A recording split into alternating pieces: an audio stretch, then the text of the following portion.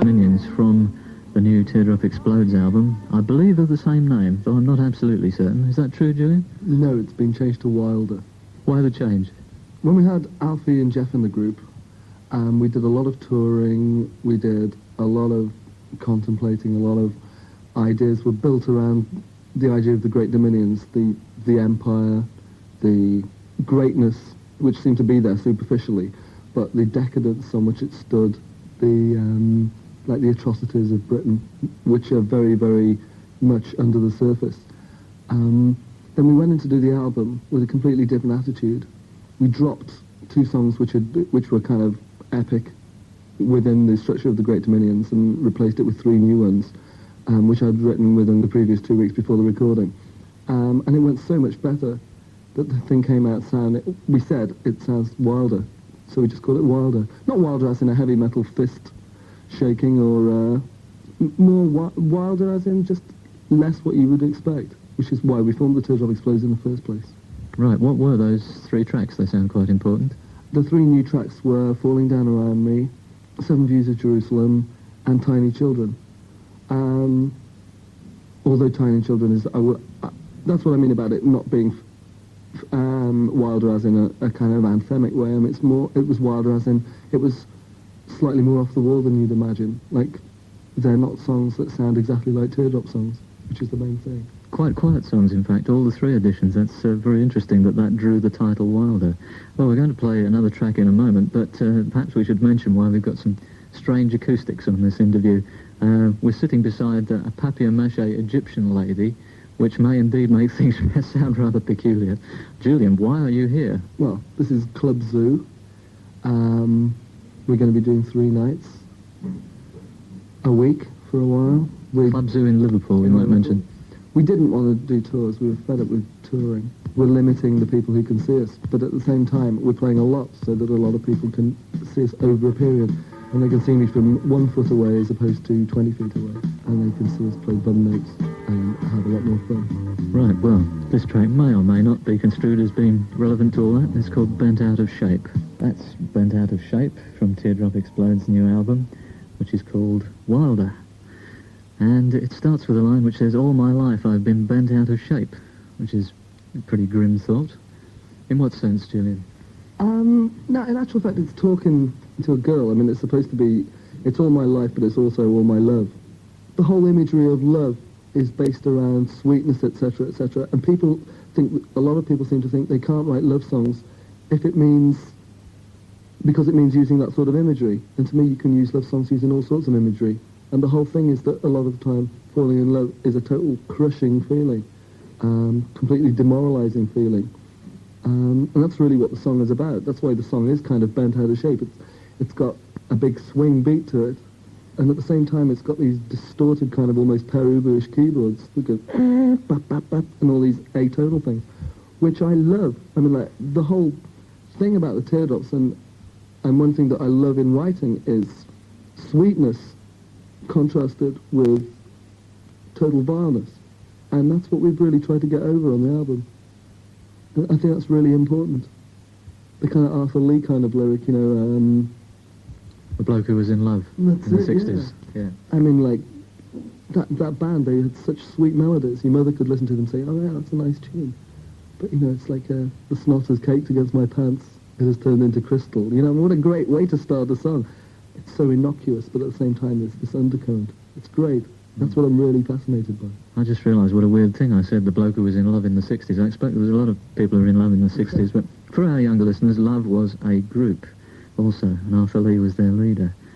I was wondering if that song, Bent Out of Shape, referred to the sort of things that have happened to you. My feeling is that the new album, more than Kilimanjaro, is very personal in the sense of being very autobiographical.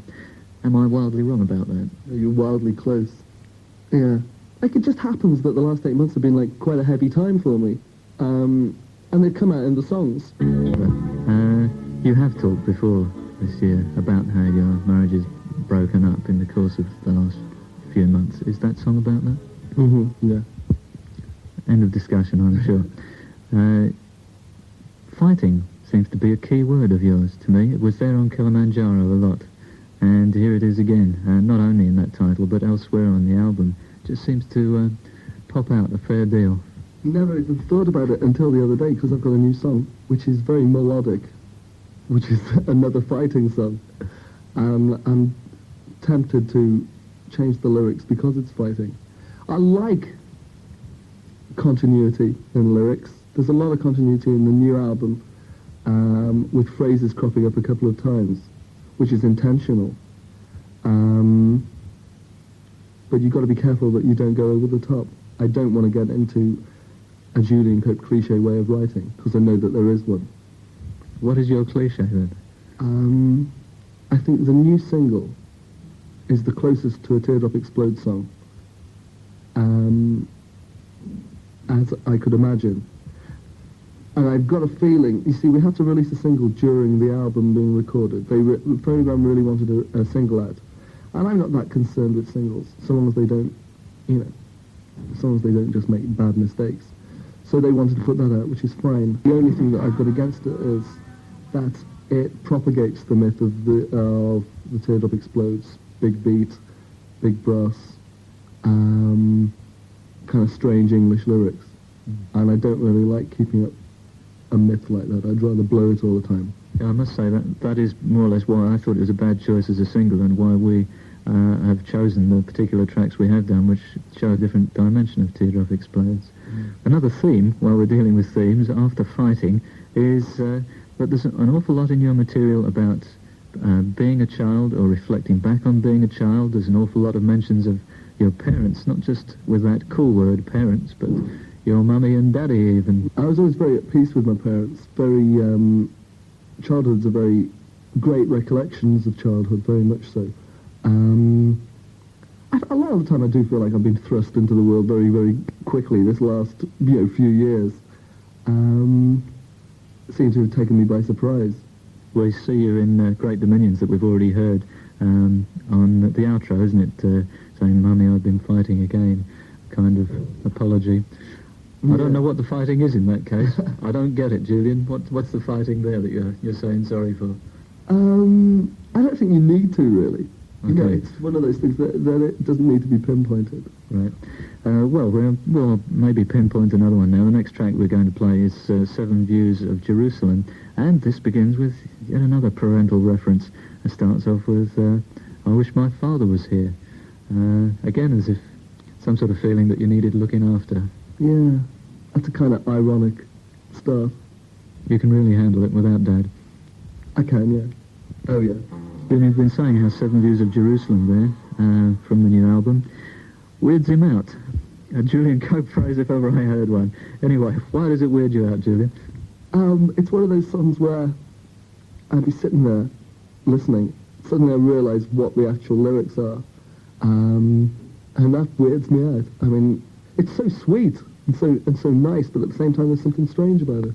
Seven Views of Jerusalem is very much basic image of 7 different cards, 7 postcards, all different views of Jerusalem. These are what I got on my holidays kind of image. Then I started thinking of the image of Jerusalem as in the society thing, the William Blake Jerusalem, and it just started building up, the people are stumbling and blind. There's one line I thought I got very specific references to. You say, I cut off my nose to spite my face. I love those kind of English phrases.